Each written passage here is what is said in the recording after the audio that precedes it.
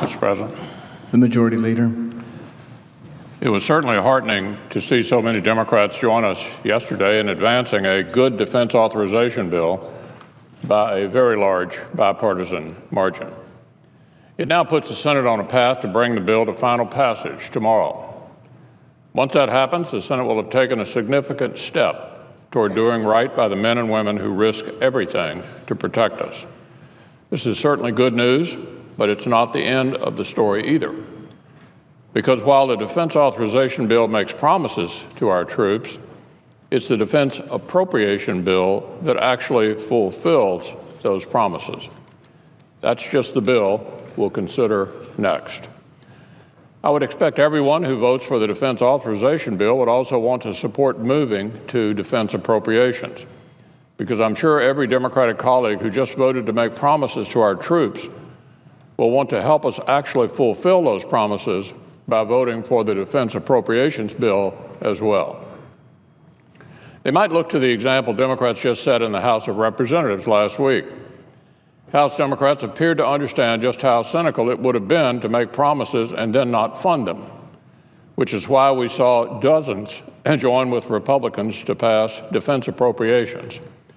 House Democrats must have known their constituents wouldn't fall for a, quote, "I was for the troops before I was against them," end quote, argument. House Democrats also must have seen how heartless it would have been to deny funding for America's heroes as part of some ridiculous filibuster summer plan to extract more cash for giant bureaucracies like the IRS.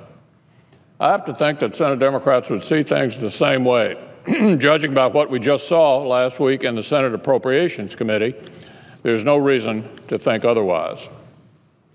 Democrats and Republicans came together in the Appropriations Committee to pass the defense appropriations bill we're about to consider by a huge margin of 27-3. Not only did every single Democrat support this bill in committee, not only did nearly every single Democrat support the bill in committee, but Democrats had some pretty supportive things to say about it, too. One Democratic friend called the appropriations bill a key investment in our national security that funds a number of Hawaii's defense needs. Another Democrat noted it would fund a program that's one of her top priorities. And here's what another Democrat said of the bill. It will directly protect and grow Connecticut's defense manufacturing industry and the hundreds of thousands of jobs it supports across our state. And he went on to say it will implement a well-deserved pay raise for our troops who put their lives on the line each and every day. He concluded by saying it's a victory for Connecticut. A victory for Connecticut. Now, there's a rousing endorsement of the bill we'll vote on tomorrow. It's no wonder each of these Democratic colleagues voted to endorse the appropriations bill. It's good news for our troops and for their families. It's good news for our country. These Democratic friends must not want to see a victory for Connecticut squashed or one of their top priorities sacrificed for the sake of some ploy to funnel a few more dollars to Washington's big bureaucracies. They must think this filibuster summer idea their party leaders hatched isn't good for America's national security or for job security in their own states. They must know you can't take credit for promises made in a defense authorization bill if you then vote against them in the appropriation bill that would fund them. So I hope senators in both parties will join together once more to bring the defense authorization bill over the goal line tomorrow and then begin debate on the inseparable defense appropriations bill, too. If senators want to amend that appropriations bill or strike a rider, then they should vote with us to get on the legislation so we can consider these amendments or those motions to strike. If senators want to try and increase or reduce the level of funding in that bill, the only way they'll have a chance to try doing that is if they vote with us to get on the bill in the first place.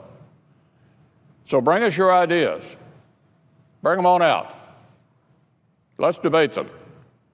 Whether you've got a proposal to boost the helicopter industry in Connecticut or a plan to repair naval vessels amphibious, and surface ships in places like California, Washington, Hawaii, and Virginia.